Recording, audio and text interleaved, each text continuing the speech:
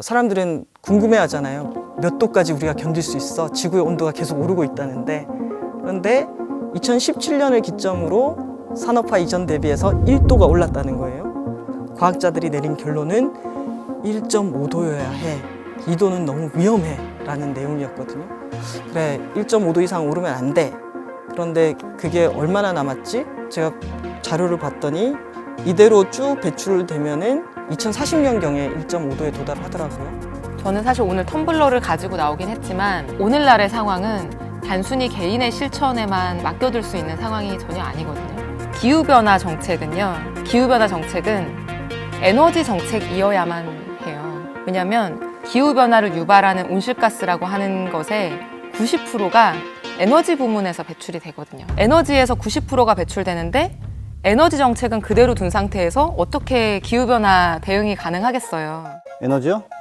에너지는 내가 하기 귀찮은 거 이렇게 시킬 때 필요한 것들이죠. 공기랑 같은 거죠. 당연히 쓰고 있고 그러면 고민을 할 필요도 없고 누군가 에너지는 공급해 주는 거지 뭐 라고 생각하는 것 같아요. 우리가 모든 이뤄낸 문명의 역사는 탄소 배출을 본격적으로 하는 역사와 동일하다. 산업혁명 직전까지 나무가 가장 중요한 에너지 자원이었어요. 영국이 마침 석탄이 많은 습지대, 늪이나 이런 습지대에 석탄이 널려 있었어요. 석탄은 생물이거든요. 식물에 기반을 해요. 이걸 불에 떼어 보니까 그게 더 불이 잘 붙고, 그러면 이제 석탄을 어떻게 하면 효율적으로 채굴할 수 있을까? 자연스럽게 광부가 필요하고 광부가 점점 깊게 파고 들어가겠죠. 그때부터 생산자와 소비자가 분리가 되는 그런 산업의 특징을 가지게 돼요. 그러니까 소위 말해서 에너지 산업에 근무하지 않는 사람들은 이제 에너지원에 대해서 무신경해지게 되는 그런 계기가 됐고, 증기기관이 석탄을 더 많이 채굴하게 됐고 공장도 돌리게 되고, 그래서 산업혁명이 일어나게 된 계기가 되겠죠. 2차 에너지는 그 1차 에너지를 가공해서 우리가 보다 편리한 형태로 바꾸어서 쓰는 형태라고 보시면 될 것 같아요. 가장 대표적인 건 전기가 되고, 우리나라 같은 경우에는 한국전력이란 공기업이 상당히 많은 책임과 역할을 가지고 국민들한테 공급을 하고 있어요. 저 콘센트 너머를 전선줄을 따라가 보면은 발전소가 나오고, 석탄 발전소 같은 경우에 우리나라 서해안에 많이 위치해 있는데요. 60기가 있는데 그 중에 절반이 충청남도에 분포해 있습니다. 원자력 발전소는 주로 우리나라의 동해안 라인에 위치해 있습니다. 특정 지역에 이 발전소들이 모이게 된 배경에는 발전소 부지를 선정하기가 쉽지가 않지 않습니까? 그러다 보니까 한 번 발전소가 세워진 곳에 계속해서 추가로 짓게 되는 겁니다. 석탄 발전소를 태우게 되면은 미세먼지 그리고 CO2, 온실가스가 배출이 되죠. 원자력 발전소는 그 자체로 후쿠시마처럼 사고의 위험이 있지만 10만 년을 보관해야 되는 방사능 폐기물이 또 쌓이게 됩니다. 그래서 오늘 하루를 우리가 편리하게 생활할 수 있도록 살게 만든 전기가 사실은 그냥 편리함의 대가로만 만들어지는 게 아니라 뭔가를 남긴다는 거예요. 유럽이나 미국 사회에서 논의되고 있는 정책이나 변화들이 우리 사회에서는 논의조차 안 되고 있는 게 굉장히 큰 문제라고 생각해요. 그 방향으로 가느냐 안 가느냐를 떠나서, 예를 들면 지금 유럽에 굉장히 많은 국가들이 석탄화력 발전소를 완전히 종결하는 퇴출 시점을 다 발표했어요. 대부분이 2030년 이전이에요. 근데 우리나라는 아직까지도 신규 발전소를 짓고 있는 상황인 거잖아요. 영국이 2012년 당시만 해도 우리나라랑 비슷한 상황이었거든요. 석탄화력 발전 비중이 40%고, 근데 6년 후인 2018년에는 5% 이하로 떨어졌어요. 같은 시기 동안 재생에너지는 엄청나게 늘어났거든요. 할 수 있는 모든 정책 수단을 동원해서 시장에서의 경쟁력을 하락시킨 거예요. 그동안 우리가 대기 중에 온실가스를 뿜어내는 것이 마치 공짜인 양 냈던 것들이 규제가 들어오고 이게 경제 질서 안으로 들어오게 된단 말이에요. 두 번째는 지금 이미 많은 국가들에서 내연기관차 판매 금지 시점을 지금 논하고 정하고 있잖아요. 근데 우리는 그에 대한 논의가 지금 없거든요. 말도 꺼내기 어려운 문제이기도 해요. 둘 다 전기차를 타고 오셨다고.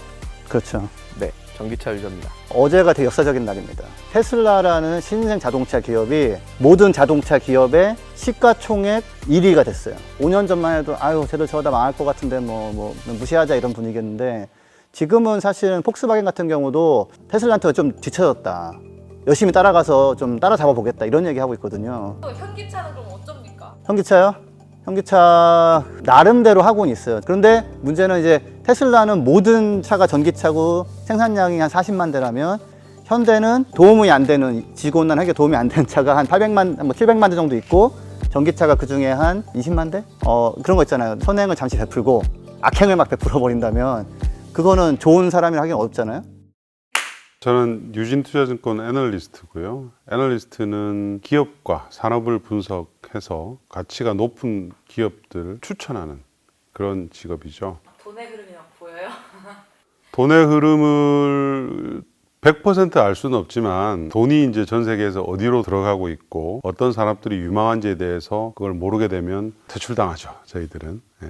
테슬라가 주식시장에 상장한 건 2010년이거든요. 그때 이 회사 주가가 17달러였어요. 어저께 1000불을 이제 주가가 돌파를 했으니까 단순하게 주가 상만으로 보더라도 한 50배에서 60배 사이 그렇게 증가가 한 거죠. 질문. 국민연금 내십니까? 예, 내시겠죠? 국민연금이 현대차 주식을 한 10%인가 가지고 있어요. 여러분이 내시는 국민연금을 가지고 저도 포함해서 그걸로 현대차 주식을 사고 삼성전자 주식을 사고, 근데 지금 우리나라의 주력 현대 기아차가 주가가 계속 내리막길이에요. 우리 연금 깎이고 있어요. 지금 기후도 망가뜨리고 내 노후도. 그런 것들이 이제 대표적인 에너지의 흐름이 미래로 향하고 있고 그 전환에 어긋나는 기업들은 가차없이 낮은 가치를 가질 수밖에 없는, 우리는 아직도 많은 언론들 보시면 원전 산업이 그렇게 유력하고 수백 조의 산업이고 이걸 지켜야 되는데 정부가 탈원전해서 회사를 다 죽인다 그렇게 많이들 얘기를 하고 계시지만 돈의 논리가 제일 냉철하잖아요. 그죠? UA 원전 MB 정부 때였죠. 그때 난리가 났었잖아요. 우리나라가 이렇게 큰 수주를, 그게 이제 우리나라 역사상 가장 많은 수주를 한 경험이거든요. 전기차 배터리 업체들이 받은 수주가 약 300조 원 정도 됩니다. 아쉬운 거는 전기차는 아시다시피 이게 탄소 배출을 교통 부분에서 줄이고자 전 세계가 이제 적극적으로 지원하는 이제 그런 산업이잖아요. 당연히 배터리도 재생에너지로 만들고 싶어 하겠죠. 그거는 폭스바겐도 그렇고 GM도 그렇고 대부분 다 그렇습니다. 근데 이제 국내에서는 전력 포트폴리오의 대부분이 화석연료 또는 원전 이런 에너지원들이잖아요. 자기가 원한다고 재생에너지를 조달해서 쓸 수가 없고, 아쉽게도 이 업체들의 공장 건설은 해외에 대부분 집중이 되고 있어요. 국내에 많은 일자리가 생겨야 되는 거잖아요. 우리가 인공지능, AI에 주목을 해요. 근데 인공지능이라는 게 대단히 연산을 많이 요구하거든요. 그 자체가 에너지를 되게 많이 소모를 해요.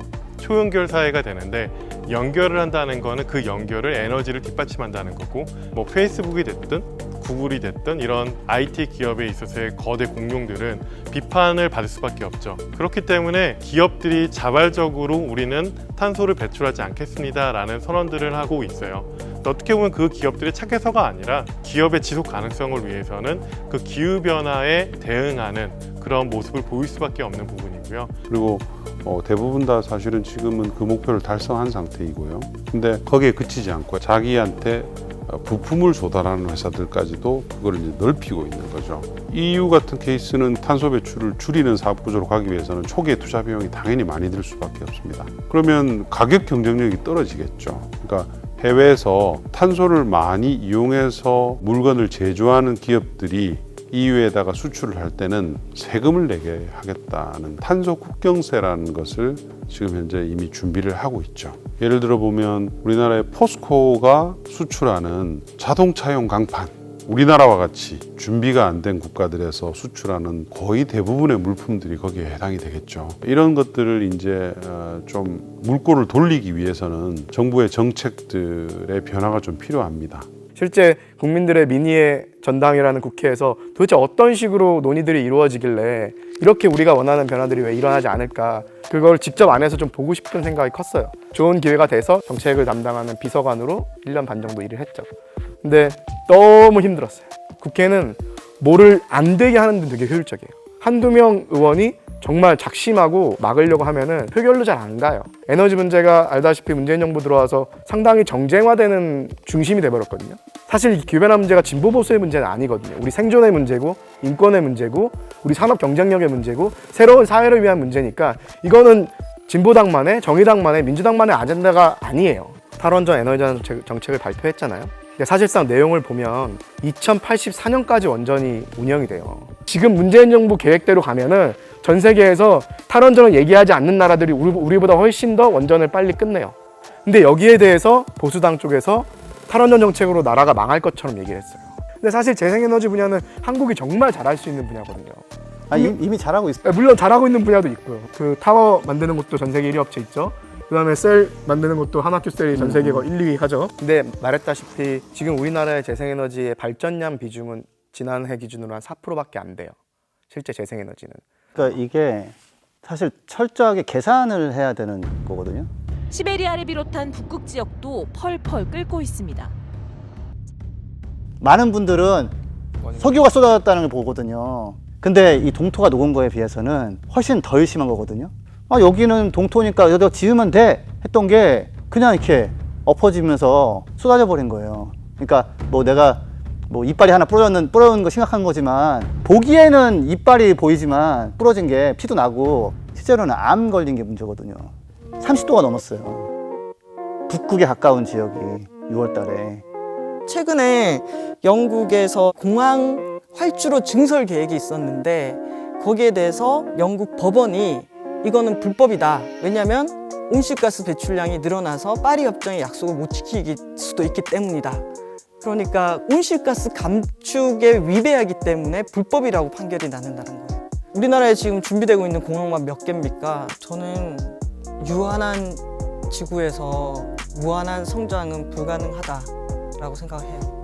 사실 시간이 얼마 남지 않았잖아요. 이 재앙을 막을 수 있을지 없을지 또 확실하지 않고 막을 수 있는 시간도 최근에 검색해보니까 탄소 예산이 7년 7개월밖에 안 남았다 그렇게 얘기가 나오더라고요.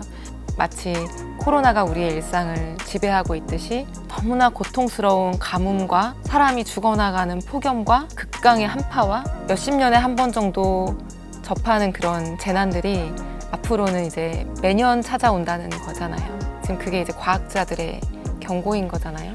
그리고 우리가 당연하게 생각하는 계절과 생활 환경과 우리가 사랑하는 크고 작은 생명들, 같이 살아가는 그런 생태계와 우리가 먹고 살아야 되는 그런 산업들이 위협에 빠지는 거고, 이게 기후 위기를 막지 못했을 때 우리가 감당해야 되는 일들이잖아요. 이거 어떻게 하지? 라고 해서 나온 게 그린 뉴딜이에요.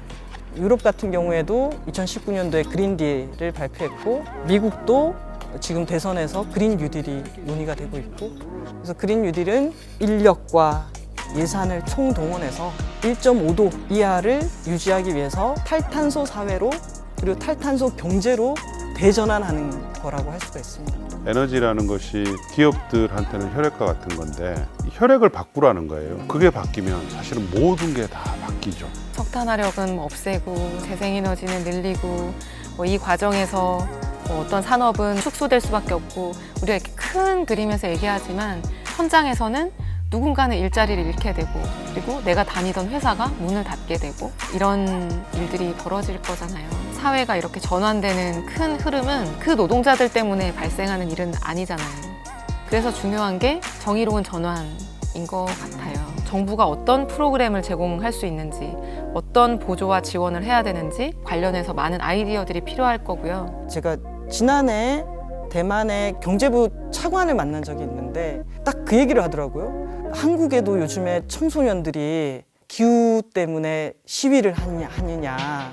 대만에서도 그런 움직임이 있는데 이제는 이 속도를 좀 빨리 해야 된다는 게 자기의 책임감처럼 느껴진다. 기억에 남는 얘기가 있어요. 고등학교 3학년 친구가 너무 이 기후위기 운동을 열심히 하는 거예요. 그래서 왜 이 운동을 열심히 하게 됐는지 물어봤는데, 재작년에 바깥에서 일하시던 건설 노동자분이 폭염에 사망을 한 그런 뉴스 기사들이 있었어요.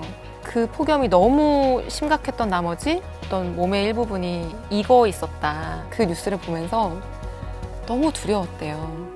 왜냐면 이 친구는 고3인데 내가 고등학교를 졸업하고 에어컨이 빵빵하게 나오는 사무실에서 일하는 사무직 노동자가 될 수도 있지만, 그 이 폭염에 바깥에서 안전모를 쓰고 일해야 되는 건설 노동자로 일하게 될 수도 있잖아요.